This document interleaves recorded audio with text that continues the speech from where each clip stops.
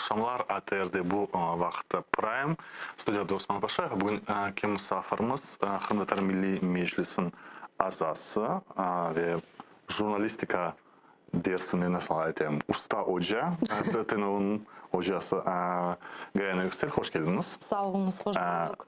Şahsi suallerim de var. Milli Meclis'e bağlı sualler var. Birincide sizde mecliste mesuliyet galiba milli matbaalar. İyi, öyle oldum. Şimdi 8 yıl, yani 7 yıl geçken son işgalden son nasıl derecede, nasıl vaziyette milli matbaalar mı?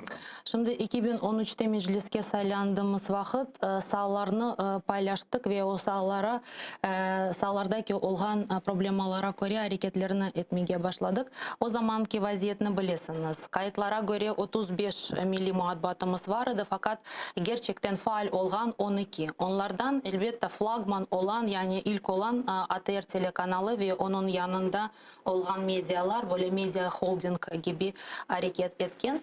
O zaman amacımız Kırım Tatar medyalarını popülarize etmek, sayısını artırmağa, gazetaların aboneciliğini yükseltmeye ve mecliste bunu yapaydık. Çünkü meclis pek az olsa da 4-5 ay çalıştı işgalden evvel ve o zaman bölge bölge, rayon dolaşıp insanlarla laf etiydik, onların problemalarını dinleydik. Gerek olsa tahsil sahalarda bunu yapaydık, gerek olsa bazı rayonlarda mesela ATR çekmeydi, onu nasıl düzelteceğiz, nasıl bu meseleye bakacağız düşünüyorduk. İşgal olgan son her şey değişti.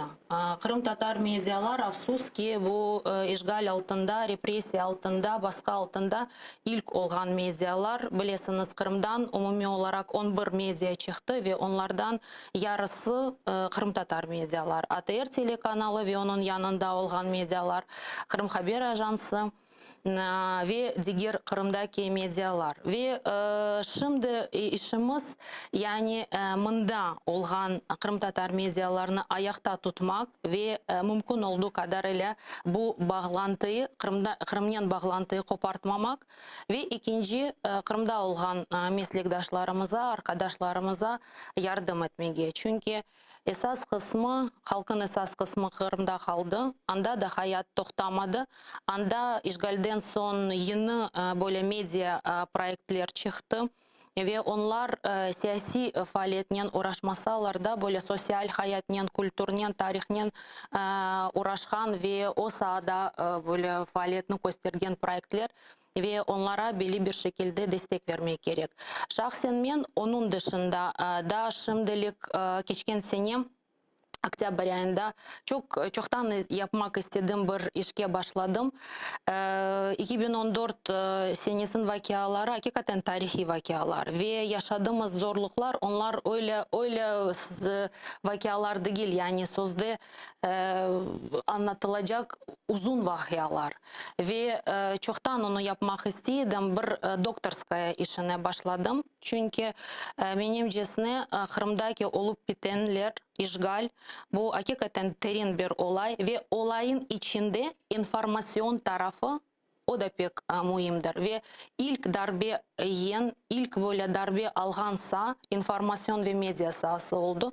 Onun için bütün olup bitkenlerini böyle birleştirip bir işe toparlamak isteyeyim ve pek böyle köterinki ruhta tuyulmasa da tarihte bir iz bırakmak isteyeyim. Çünkü unutulan, bazı şeyler unutula, başka türlü değerlendirile, bakıla, yani gerçek yaşadığımız olaylar kalsın deyip şimdi bu işle uğraşam.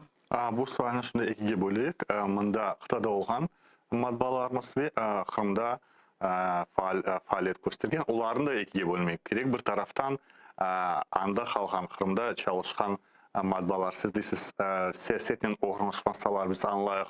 O da bir siyasi bakış, urunmamak, toxunmamaq o siyasetke, doğru mu? Rus siyasetine. İkinci taraftan var birkaç matbaalar indi işgalcilerin tarafından kurulgan, onlar da Kırım Tatar tilinde veya işgalcilerge yakın olgan matbaalar.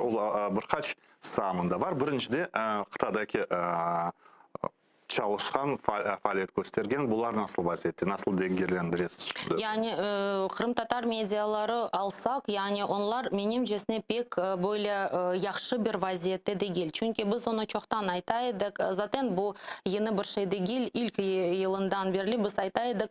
Devletin ayrı bir informasyon politikası olmalıdır. Bu informasyon politikasının içinde işgal altında olan topraklara yönelik bir politika olmalıdır.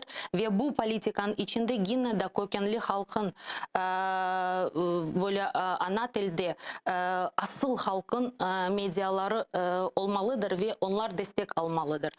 İşgalin 8. yılında böyle bir siyasi dan peyda olmadı. Yani afsus ki oldu ama oldu derken şimdi oldu olmadı demesek olmaz. Yani bazen çıkarlar derler bir şey yapılmadı. Yapıldı. Yani nasıl 7 yıl içinde bir şey yapılmadı. Ama esas kusur bence esas böyle eksik sistematik bir iş değil.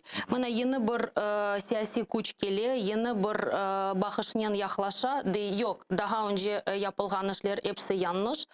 Eski başından başlayıp. Başka türlü yapmalıyız. Bunlar hepsi nafile. Biz başka türlü yapacağız. Koyarlar bir şey ortağa. Ondan sonra başka yeniler gelirler, yine değiştirirler. Bu tür şeyler Kırım serbest olmağaçı değişmemelidir. Yani olmaz ATR telekanalı her sene bir bakanlığa, bir nazirliğe bağlayıp onun meselesine bakmağa yeniden Seyf ATR, yeniden bilmem problemalar. Yani bu devamlı olan böyle değişmeyen bir politika olmalıdır. Onun için bir şey yapılmadı demesek yanlış. En azı bu 5 değil 7 yıl içerisinde yani belli bir malumatlar toplandı. Belli bir bilgiler sistematize edildi. Şu anda dediğim gibi 11 medya çıktı ve devam etti. İşgalden son Ukrayna'da, indi kıta Ukrayna'da işgal altında olan topraklara yönelik yeni projeler açıldı. Ve onları biz mutlaka göz önüne almalıyız. Yani nasıl biz bu işlerini yok saymamız. Fakat dediğim gibi daha sistematik ve daha böyle güçlü bir şekilde bunu yapsak daha faydalı olur deyip düşünüyorum. Kıskadan sizge bir yakın medya Kırım Haber Ajansı, o da Kırım'dan mında köçmenge mecbur edi, ama kıtaga çıkan son yanı bir leyhanısı başlanğandı o vaxtda Hayat Radyosu galiba. Evet. Kırım'da yok idi o şey, o indi kıta Ukrayna'da. Galiba yanılmazsam 2018. Kakhovka taraflarda yayın yaptı, efirde, doğru mu? O zaman aldık Herson bölgesinde bir köyde aytmağa mümkün bir dalga, FM dalgasını. Yani bütün kayıtlarımız ona göreydi, fakat esas faaliyetini Kiev'den yürüteydik. Projemiz böyleydi. Yavaş yavaş büyümek ve Kırım etrafında, Kırım sınırı etrafında böyle medya ağasını, medya setkasını, medya değil radyo koymağa ve çalışmağa. Baya güzeldi. Yani ben şimdi hatırlayayım, Kırım'dan aramalar, Kırım'da insanların tepkisi vardı, reaksiyası vardı, dinleydiler. KHA işgalden evvel kaç yıl çalıştı Kırım'da? KHA biz 2005 senesinde kuruldunuz. Kurmağa başladık. 2006 senesinde 18 Mayıs'ta pek yaxşı hatırlayayım faaliyetke başladık. Yani 8 yıl demek ki işgalden evvel. 2014'te kadar gerçekten gitmeyi istemiyordum. Çeşit türlü böyle yollarını kıdıraydım kalmak. O zaman düşüncem böyleydi. Belki biraz böyle saf düşüneydim. Kalıp onda herhangi bir işlerine uğraşıp gerçek bilgilerini Ukrayna'ya aktarayım. Yanımızda olan arkadaşlarga, böyle köçlerge aktarayım deyip, ama olmadı. 2015 senesinde zaten genel koordinatörün girişi yasaklandı. İyun ayında 2014 senesinde hemen işgalden Birkaç ay sonra. evet, ilk vakitlarda 2015 senesinde çıkmak mecburiyetinde kaldık. Ama 2015'e kadar çalıştı. Sonra 2 yıl evvelsi siz sattınız bu medyalar galiba, doğru Biz mu? bunu 2018 senesinde devrettik. Şimdi başka insanlar bunu alıp vararlar ve biraz farklı yaparlar bunu. Çünkü bizim zamanda bir konsepte vardı ve o konsepte göre bütün bölükler, redaksiyalar hareket ettiler. Rusça, Ukrayince, Türkçe, İngilizce bir müddet, kısa bir müddet bizde Romanca çıkan bir sayfamız vardı. Şimdi benim görgenime göre konsepte değiştirel. Türkçe bölümü ayrı, Ukraynaca bölümü ayrı çalışa. Böyle bir şekilde devam edelim. Şunu soracaktım aslında. Adı anda da KH, amında da KH ama hiçbirbirinin alakası olmayan medyalar galiba. Çünkü anda apayrı bir nasıl etem redaksiyon siyaseti var, politikası. Ondaki onların iş bağlı değil galiba, öyle mi? Bizim vaktimizde öyle değildi. Biz bir esasen olarak belki bizge daha kolaydık çünkü biz esas noktasını Kırım Kore'ydi. Kırım Tatar halkını, ana vatanda yaşayan onların problemalarını, medya, Kırım Tatar halkını problemalarını yansıtan bir medya olarak Kore'ydik KH'nı. Şimdi tabii ki Ukraynaca bölümü Kırım'da değil. Kiev'de. Dolayısıyla işler bölündü ve Türk bölümü ayrı hareket etti, Ukrayna bölümü ayrı hareket etti. Tabii ki onlar tamamen kopmaylar, onlar birbirine bağlantıdalar fakat şimdi bunlar iki ayrı serbest, böyle bağımsız bir bölük gibi görünüyorlar. Siz nasıl değerlendiriyorsunuz şimdiki konsepsiyonu? Yani işler bilirsiniz mi bu meselede hiçbir zaman sonu yoktur. Hiçbir zaman sonu yoktur. Daha ileri gidecek, daha yaxşı yapılacak işler mutlaka olur. Yani zaten 2018 senesinde ben sizge aytayım biz Akayem'nen, İsmet Yüksel'nen beraber bu işe başladık. Beraber alıp varaydık. 2014 senesinde o baskılarga, çeşitli represiyalarga beraber uğraydık. Belli bir müddetten sonra İsmet endi yok idi. Ben kaldım.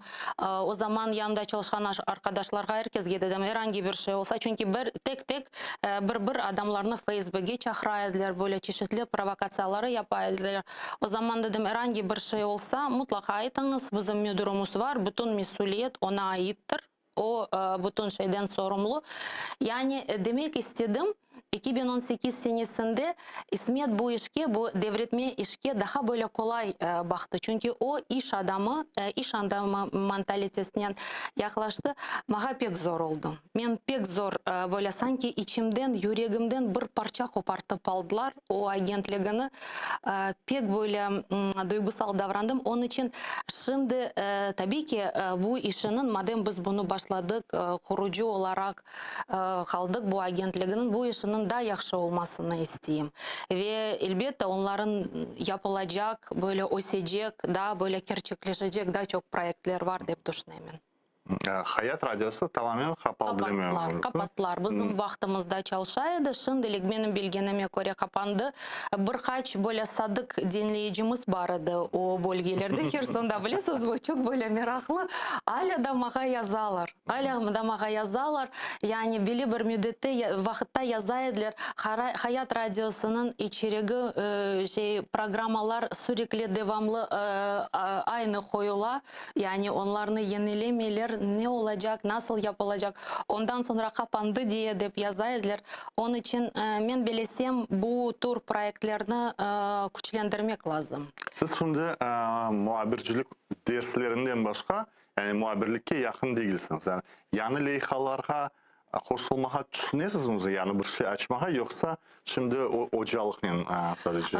Bilirsiniz mi Osman Bey, sağ olunuz bu sualiniz için. Aslında bu şimdi yaptığım iş benim için yeni değil. Ben ta Kırım'da 2003 senesinde Kırım Devlet Mühendislik ve Pedagogika Üniversitetine girdim. 2007 senesinde kandidat işini korçaladım. O da Kırım Tatar medyasının, basının tarihinden bağlıydı. Ve 2011 senesinde biz orada o üniversitette gazetecilik bölümünü açtık. Asret gazetecilerini alaydık ve o gazetecilerin büyük bir kısmı Kırım Tatar tiliydi. Biz Kırım Tatarca bilen, Kırım Tatar tarihini, kültürünü, mentalitesini anlayan gazetecilerini yetiştirmeye istiydik. Biz bunu agentlikte yapaydık. Ama şimdi bu daha yüksek seviyede, daha böyle...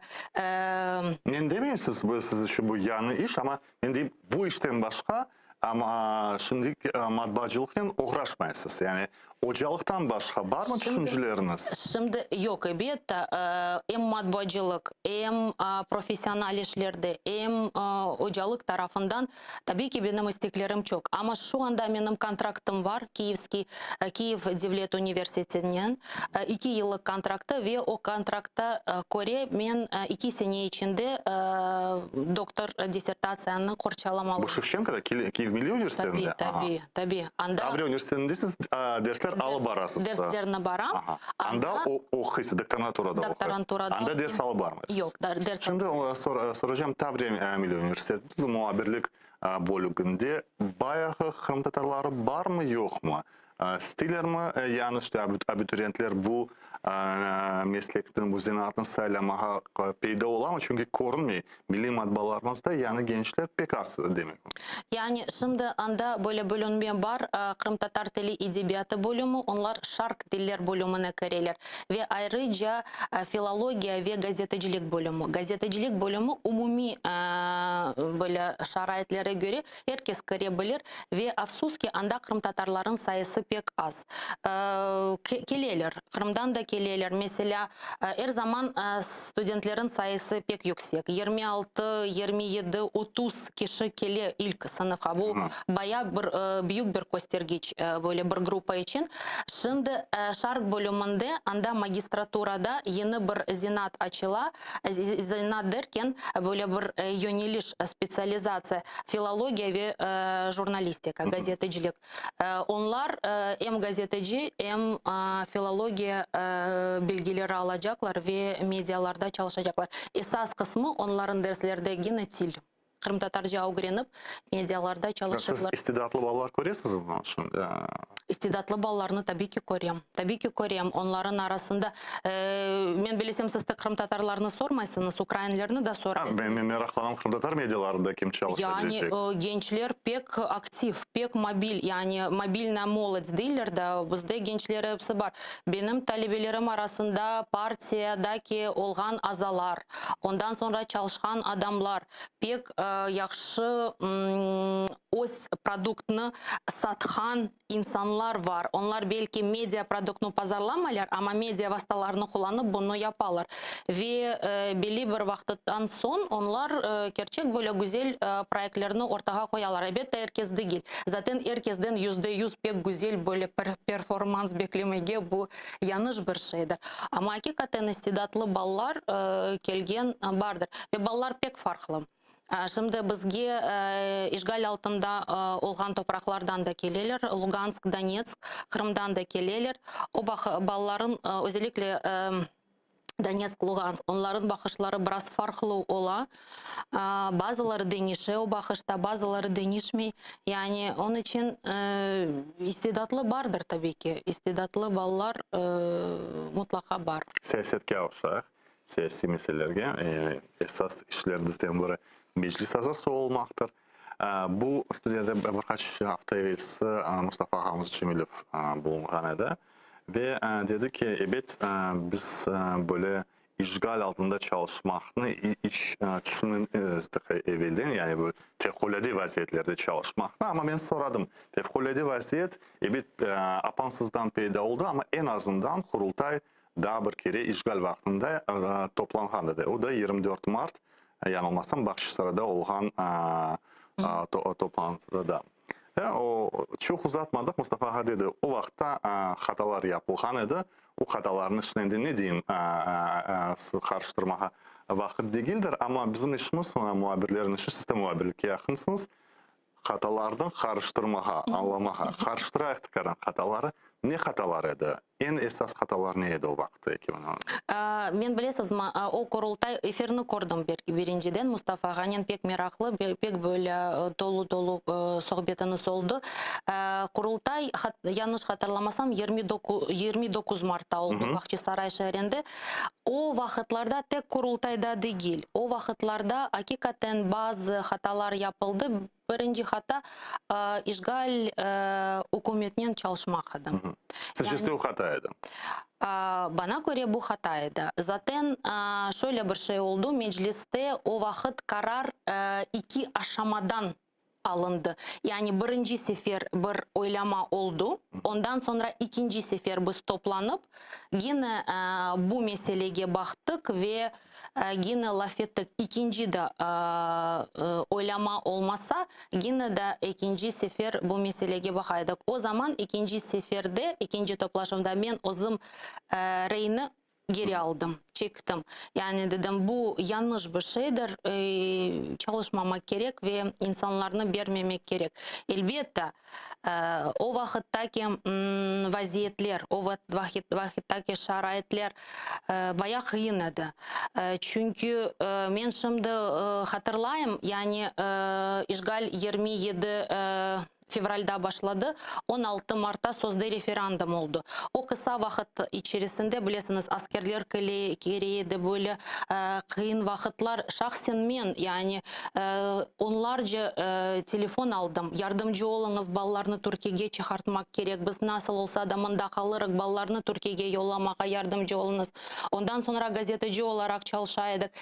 Kelgen muhabirlerge yardım eteydik. İnsanların o vakitte camilerde kalganını, yatkanını bileydik. Çünkü insanlar evde kalmaya korkaydılar. Mecliste biz hemen her gün toplanaydık. Yani öyle bir vakitte şimdi yanılmasam 13 sefer toplandık ve her sefer böyle bayağı derin laf eteydik. Yani o vakitte gerekli şeyler yapıldı dep sayam. Çünkü meclis siyasi tarafından yegane tek olgan bir siyasi organ kaldı Kırım'da ve 15 Mart'ta pek doğru ve pek gerekli kararını aldı. Bütün Kırım'da yaşayan insanlarga seslendi ve dedi o yarın yapılgan kanunsuz referandumga asla ve asla katılmanız.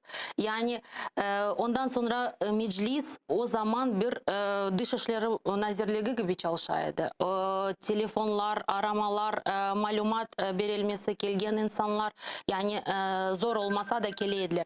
Fakat bu meselede yani hükümetke hakikaten çalışıyordu meclis. Bu meselede hükümetke ketip adamlarını vermege başka karar almak gerek edi dep düşünüyorum. Soracakşım, siz 2013'te evet umum halkın saylavlarının geçirilgeni birinci kere kurultayın saylavları sizin grupanız büyük bir grupa Remzi İlyasov tarafından kurulan Adalet Fırkası'ndaydınız. Adalet Fırkası'nda sizden başka mesele İskender Bariyev de galiba Adalet. Yok, İskender Bariyev yok idi.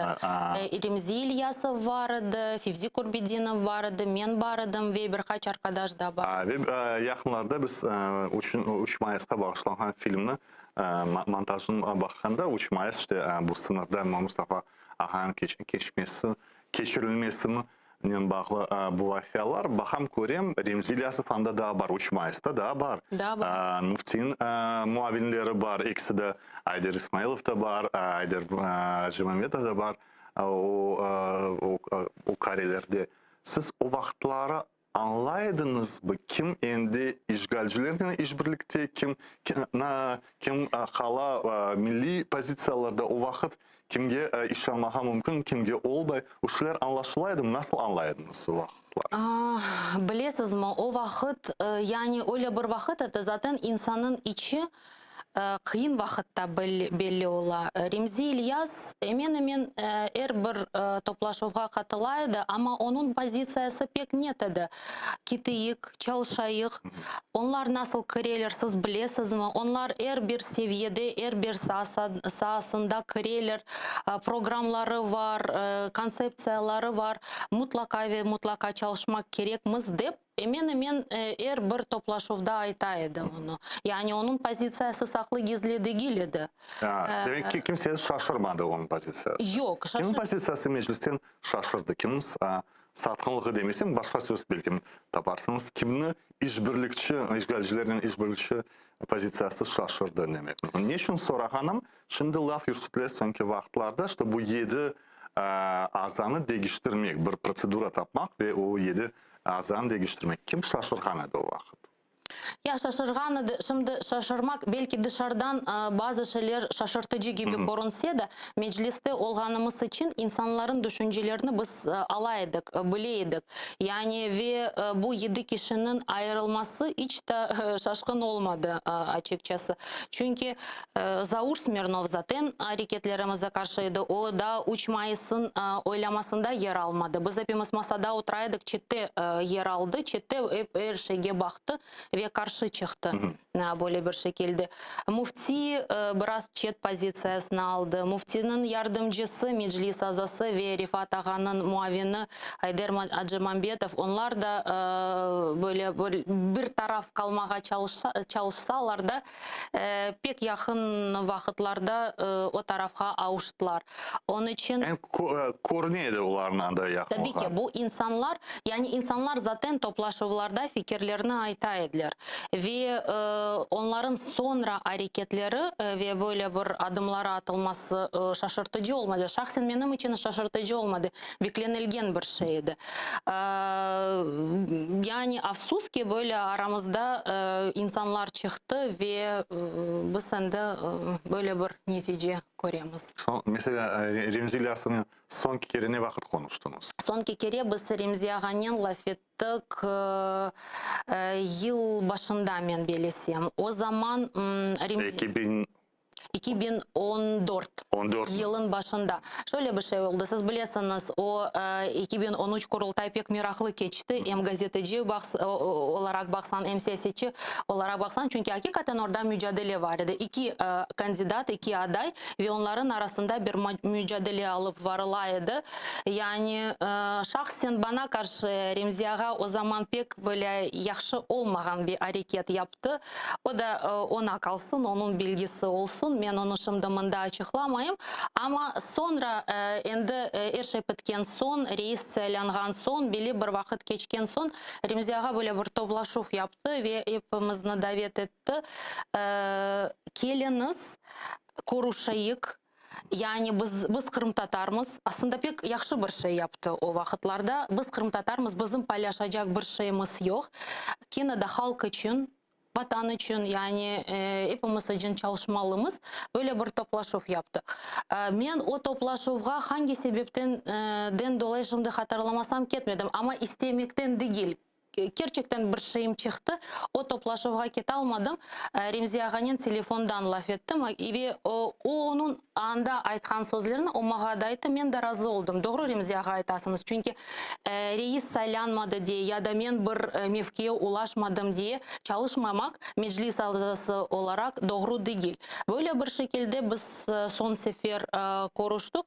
Ondan sonra zaten bilesiniz vakialar pek tez gelişmeye başladı. Ocak zaten Maydan olayıydı. Maydan zaten Noyabr ayından başlandı. Bunun sonundan. Ocak ayında Kırım'da hareketler, Evromaydan hareketleri, mitingler, fevral böyle hareketli ay. Ondan sonra böyle baş başa laf etmeye çarem olmadı. Yani 2014'te o meclisin bütün toplantılarında öyle ayrıca konuşmadınız. Yok, ayrıca konuşmadık, umumi konuştuk, umumi fikirlerini söyledi, herkes aytaydı. Ve ayrıca bir yerde konuşup ya da bir şeye kıymet kesip laf etmedik. Şimdi soracağım, bu azaların değiştirme meselesi bu yıl peyda oldu. Neden başladı?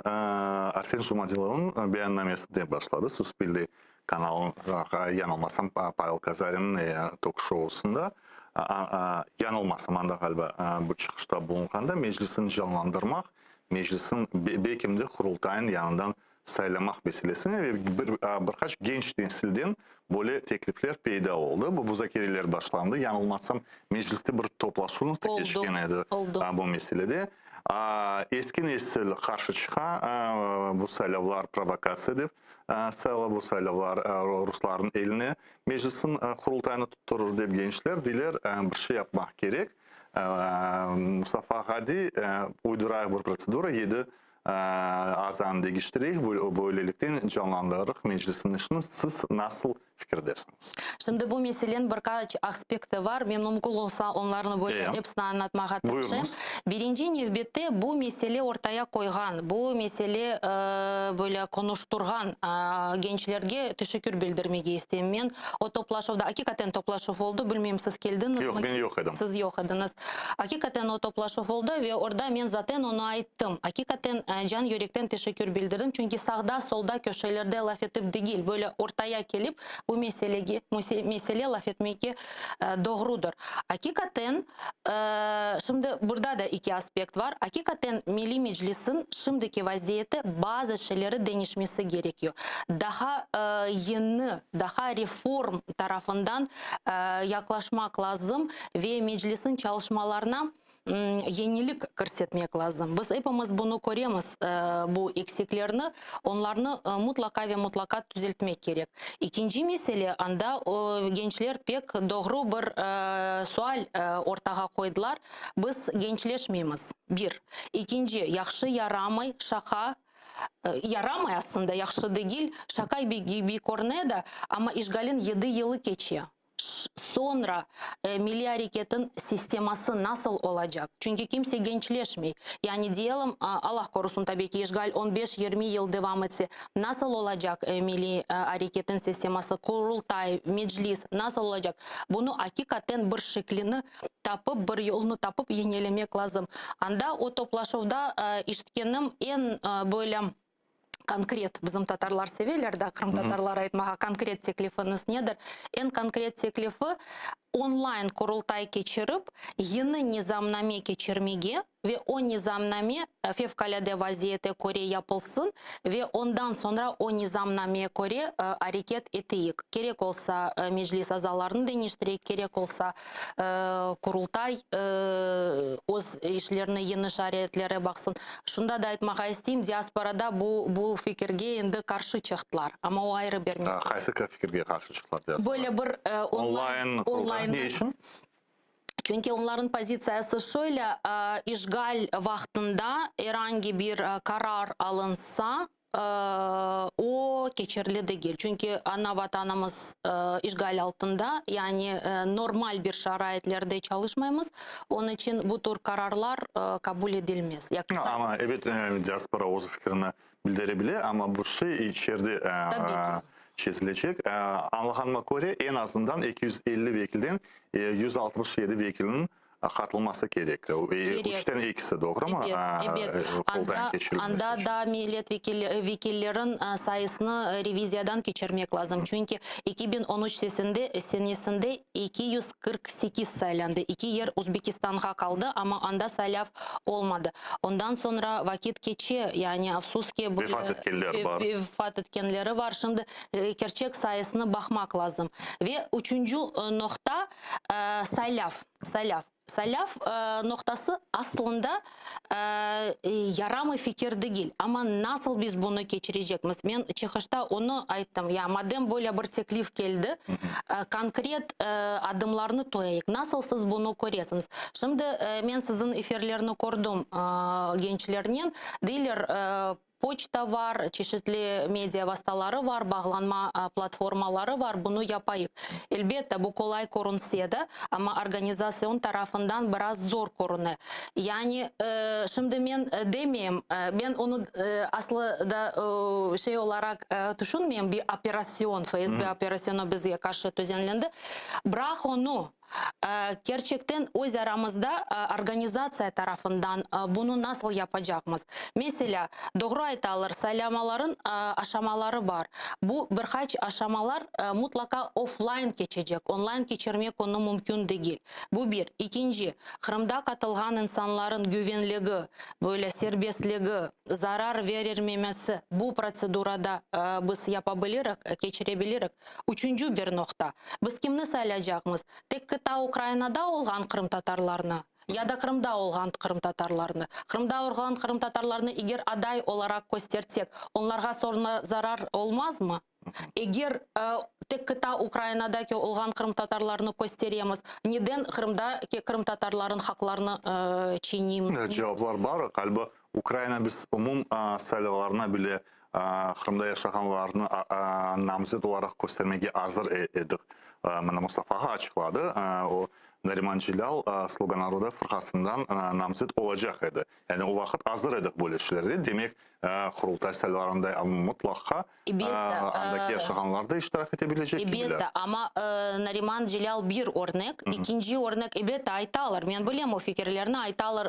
Bırak kurultayga, mecliske kirmek hazır olan insanlar var ve bu insanlar Kırım'da yaşaylar. Ama bu insanlar ya demek ki belli bir grup umumi olarak bu prosesinde bu adaletlik olur mu olmaz mı? Yani bu tür şeyleri düşünmemek asla düşünmemek doğrudur deyip aytmayayım. Düşünmek lazım. Çünkü siyasette bilirsiniz ben bir şeyler yaptım o tecrübesizden ya da o geçmişten yaşayayım degen bir şey yoktur. Her zaman yeni bir şey ortaya koymak lazım ve olup bitenlerge göre yeni şarayetlerge göre ayak uydurmak gerek.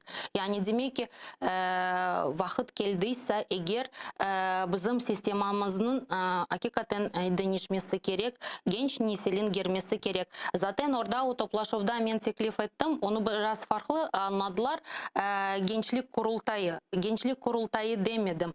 Yani mecliste gençlik kolu. Çünkü gençlik kurultayı çok yapıldı. Ankara'da, burada Kiev'de yapıldı. Ben yanlış bilmesem ben tek hatırlayayım 4-5 böyle gençlik kurultayı. Ben dedim temsil organda gençlik kolu olsun. Ama haysa bu değişme reform meselesine siz haysa teklifke kol tutasınız. Saylaların bir türlü etip uydurup geçirilmesi mi, kurultayın online çağrılması mı yoksa her şey eskisi gibi kalması mı? Yani eğer net bir şekilde ve anlayışlı bir şekilde ortaya bir şey koyulsa neden biz değişiklikleri kol tutmayız? Mesela nizamname, fevkalade vaziyette kurultayın nizamnamesi o nasıl olacak? Yani eğer orada bu tür şeyler yazılsa, düşünülse, hakikaten adaletli bir şekilde hem kıta Ukrayna'da hem Kırım'da yaşayan Kırım Tatarları hakları korunsa neden değişiklikler olmasın? Ama hiç kimseye sır değil ki bu ende siyasette, memleketin siyasetinde olan gibi bu milli siyasetinde içindeki siyasi rekabetin gösteri, siyasi mücadelenin gösteri. Tabii ki. Sır değil. Ben onu Mustafa Ahan'ın da müzakere etmeye tırıştım. Var bugünkü reisin fırkası grupası var. Ona muhalefetlikini açık göstergen. Ahtem Şigos ende sır değil. Bir taraftan işte beraberlerimi değil mi işte bir genç nesil taraftan Rustem Umerov var. Ayrıca herkesten Turhan Eskender Bariyev var. Siz kaysı fırkadasınız, kimge kol tutasınız? Bu mücadelege ne deysiniz? Bilesiz mi, ben o sualını açıkçası bekliydim. Çünkü o efirini Mustafa Khan'ın izledim. Ben Kırım Tatar Milli Meclis azasıyım. Halk tarafından seçildim. Aslında o 2013 senesinde en yüksek reytinglerden gelgen birisiydim. Fırkalarga ait değilim. Milli Meclis azasıyım ve öz işlerini devam etmeye tırışam. Şimdi esas sualge gelince bu tür şeyler bu normal bir şey. Zaman şunu gösteriyor, meclis belli bir vakit sonra eğer bizge aytılgan şeyler gerçek olsa, çünkü bilirsiniz bazı şeyler açıklandı. Yani Kırım platforma kanunlar paketi, ondan sonra bazı değişmeler beklenili. Mesela 18 Mayıs'a kadar kökenli halk kanunu kabul etmeye istiyorlar ve Onu da soracaktım. Sadece bu bir kanun hakkında laf yürütüleme yoksa meclisin resmileştirme kanununda olacak mı? Şimdi ben bitireyim fikrini. Yani eğer bu tür şeyler olsa meclis hakikaten böyle bir çekici bir siyasi organ olur ve siyasi hareketleri, istekleri, hırsları, ambitsiyaları bu normal bir şeydir. Ya olmasaydı zaten ben şaşırırdım. Yok, kimse kabatlamaydı onun olmasına. Gençler olmasaydı ve o organga girmek istemeseydiler, o zaman düşünürdük. O zaman neyin nesi, yani kimse bizge yanaşmıyor, kimse bunu yerine almağa istemiyor. O normal bir şey. Kanun leykalarına göre, benim bilginime göre şimdilik paket olarak ilan edildi de, ama şimdilik ilk vakitlarda kökenli halklar kanunu bakıla ve 18 Mayıs'a kadar bunun Rada'ya körsetilmesi beklenili. Ama öyle de açıklamadınız. Bu siyasi mücadelede kimin tarafın? Kimsenin ayıttım. Kimseye kol tutmazsınız. Yok, kimseye kol tutmayayım demeyeyim. Ben kimsenin fırkasına kırmayayım. Ne için? Fırkalar böyle şey bakam. Fırkalar da meraklı bir şey. Ne kadar kalıcı ona bakmak lazım. Belli bir şaraitlerde işte o fırkalar kalır mı kalmaz mı ya da dağılır, o da ayrı bir mesele. Ama gençlerin hareketli olması beni kuvandırıyor. Yani ben bilmiyorum. Benim 20 yıllık tecrübem var gençlerle çalışmaya. Studentler olsun, gençler olsun. Yani gençlerin canlı olması, hırslı olması pek güzeldir. Ben Mustafa'ya tırıştım aynı soramağa bu sualini. Ben dedim, siz 70 yaşında gittiniz vazifenizden. Kısmet olsa 10 yıl sonra Rifat Ağa da 70'ge yakın olacak şimdi 60'ların etrafında. Demek ki ben bugün demeyeyim, 10 yıldan sonra meclisin reisi, milli lider kim olabilir? Şimdi ayrıca siz görüyorsunuz da o böyle apansızdan bir yandan çıkacak değil ki, milli hareketin içinde o skinlerden biri olacaktır. Ve herkes belli, herkes da gençler belli. Ve belki o hırsınız var, belki başkalarının hırsını görüyorsunuz ve tecrübeli olacağını tahmin ededirsiniz. Aslında hırslarım niye olmasın diyeyim, yani neden olmasın. Ayrıca kadınların milli harekette bizim temsil olganlarda çokça olmasını isteyeyim. Yani kadınlar sadece orada süs olarak değil, en azı Avrupa'da uygulanan prinsipe göre 30'a 70, 30% kadın, 70% erkek olsun deyip isteyeyim. Ama milli lider meselesine bu hakikaten derin bir sual. Bakınız, Mustafa Ağa şimdi bizim milli liderimiz. Rifat Ağa çok tecrübeli bir siyasetçi. O da liderlik böyle karaktere sahip bir insandır. Hakikaten istidatlı siyasetçi. Ben bilesem bizim devletimiz olsaydı Rifat Ağa'nın seviyesi başbakanlıktır.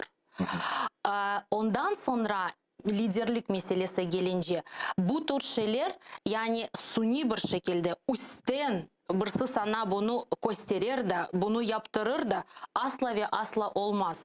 Yani bizim karakterimizde bu yoktur, tarihimizde de yoktur. Yani Kırım Tatarlara üstten birisini oturtup bu lider olacak mümkün değil. Ben bunu tahmin bile edemiyorum. Lider içinden pişecek. Halk bunu kabul edecek. Böyle şeyden değil, menfaatten değil, hakikaten içinden kabul edecek. Siz saydınız. Kim pişe? Onun için adın soyadın. siz pek konkret Rüstem Umerov pişe mi? cevabını istiyorsanız birçok adam pişe Osman Bey, birçok adam pişe lider olarak insanı halk sayacak. Bu insanı halk sayacak. Başka bir meseleye geçeyim.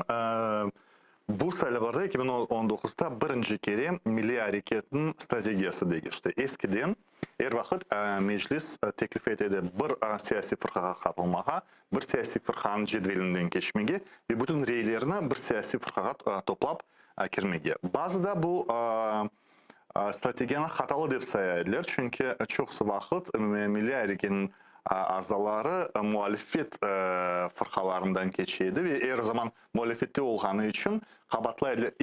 Kırım Tatar halkının içindeki olan muhalefet kabatlaydı. Bu muhalif yaşayışı milli meselelerini çizmeyi, işte bariyer kura, onun için başkacasına yanaşmak gerek bu meseleye. 2019'da birinci kere oldu.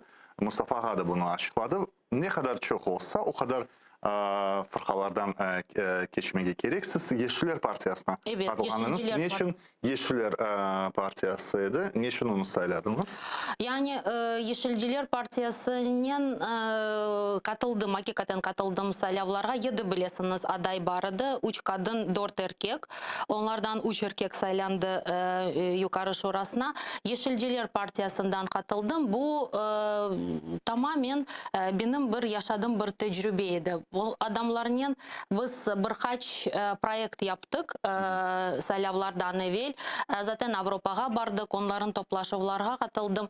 Katıldığım nokta ve beğendiğim nokta onların felsefede, konsepsiyada insan hakları degen bir madde var. İnsan hakları degen bir pozisiyası var. Ve bu insan hakları pozisiyasından onlar bütün meselelerge yaklaşarlar ve Kırım Tatar meselesine de bakarlar. Ayrıca benim pek böyle hoşuma giden bir noktaydı. Bu partiyanın başkanı bilesiniz Vitaliy Kononov. Vitaliy Kononov zamanı deputatıydı. 98-2002'nin o vakti ilk ve son sefer Yeşilciler parlamentke kirip bolgan. Evet, pek yüksek bir göstergeçinen kirdiler, rakamlarından kirdiler partiyasına. Vitaliy Kononov ve onun yanında olgan fikirdaşlar her zaman Kırım Tatarların yanındaydılar ve her zaman Kırım Tatarların avtonomiyası olsun dep aytkan insanlar. Yani o öylesine birkaç ay içinde değil, o eskiden olgan bir şeydir. Ata ve ata Mustafa Ağa onu bir toplaşıvda kurdu ve bunu hatırladı. Yani bu adam dedi her zaman bizge kol tutaydı. Onun için katıldım. Bu partiya geçer mi geçmez mi, başarılı başarısız mı bunu ben bileydim. Yani onların maalesef afsuski böyle göstergeçleri, rakam göstergeçleri, faizleri yakşı değildi ve geçmeyecekler dep bileydim başında. Fakat razı oldum çünkü benim için bu bir tecrübeydi. Yani yukarı En azından Yeşilciler o bir gerçekten ideoloji ve felsefedir. Evet ve devam edeceğiz mi onlarla? Devam ettim zaten. Devam ettim. Şimdilik herkes böyle karantin şeklinde, karantin rejimde yaşay. Biraz faaliyetleri göstermek zor ama toplaşıvlarga katılam.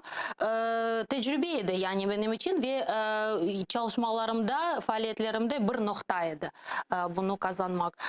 Daha yakşı yapabilirim.